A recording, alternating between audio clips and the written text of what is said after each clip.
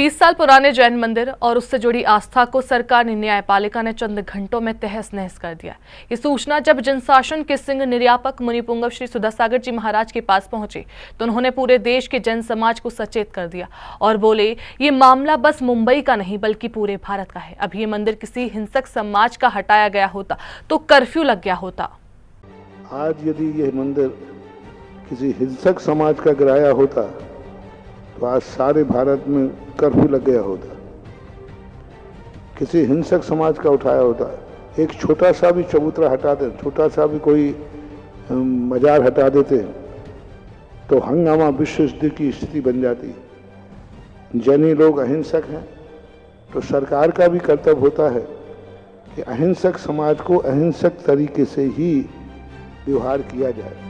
मुंबई के विलेपार्ले जैन मंदिर के ध्वस्त होने के बाद नगर के जैन समाज को चेताते हुए बहुरीबंद में विराजमान निर्यापक मुनि पुंगव श्री सुधासागर जी महाराज खूब दहाड़े और बोले कि जिस तरह से मंदिर गिराया गया है पूरे भारत का जैन समाज चेत जाए। लेकिन फिर भी जिस तरीके से गिराना अहिंसक समाज का मंदिर, सारे भारत को मेरा कहना है चेतो जागो।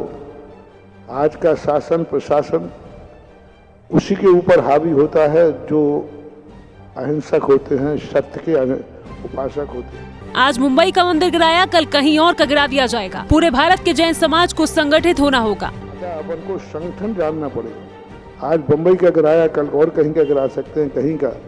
इसलिए सारी समाज को संगठित होकर अंतर्राष्ट्रीय जो संस्थाएं हैं इनको, तीर्थक्षेत्र कमेटी है उनको, इन सबको जागरूक होकर के इसको एक ऐसा सामाजिक मुद्दा बनाया जाए कि सरकार को बाध्य होकर के इस बात का स्पष्टीकरण देना पड़े कि ये मंदिर क्यों गिराया गया। आप शांत नहीं बैठिए। सवाल बंबई का नहीं है, सवाल सारे भारत की जैन समाज का है। सवाल उतना पुराना मंदिर के लिए आप एकदम गिरा देते हैं, गिरा दिया तो ये अच्छी बात नहीं। इसके लिए यदि अनधिकृत गिराया है तो जिस शासन ने, जिस अधिकारी ने गिराया उसके ऊपर न्यायपालिका से न्याय होना चाहिए। भारत के हर स्थान पर हो इस घटना का आंदोलन, हर जगह समाज एकता का परिचय देते हुए ज्ञापन दे और सरकार को मुनिश्री ने चेतावनी दी कि अहिंसक समाज को मत भड़काओ। और सारी समाज को, भारत को हर स्थान पर इसका आंदोलन होना चाहिए।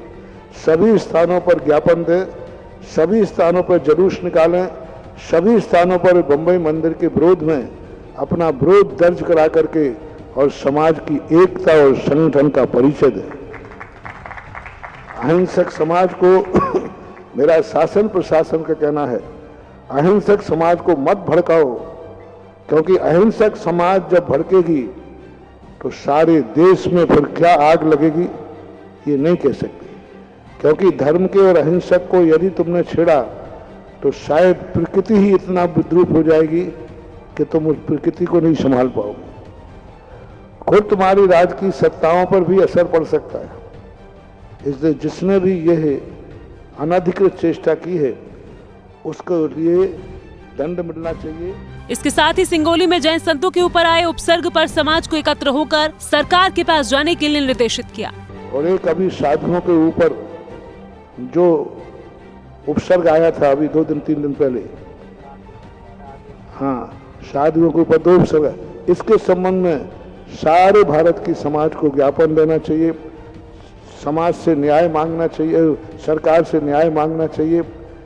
हो सके तो इस बात को लेकर सीधे प्रधानमंत्री जी के पास जाकर के अपनी न्याय मांग की गुहार करना चाहिए।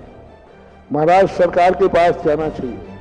अल्पसंख्यक जैन समाज को मुनिवर ने कहा कि देश की सरकार अगर ना सुने तो अंतर्राष्ट्रीय स्तर पर अपने लिए न्याय की मांग करे। तो मेरा अल्पसंख्यक जैन समाज से कहना है कि आप इसका न्याय अंतर्राष्ट्रीय स्तर पर मांगे। अंतर्राष्ट्रीय जो संयुक्त राष्ट्र संघ है वहां तक अपनी फरियाद ले जाएं कि हमारे साथ अल्पसंख्यक समाज पर इस प्रकार का अत्याचार हो रहा है।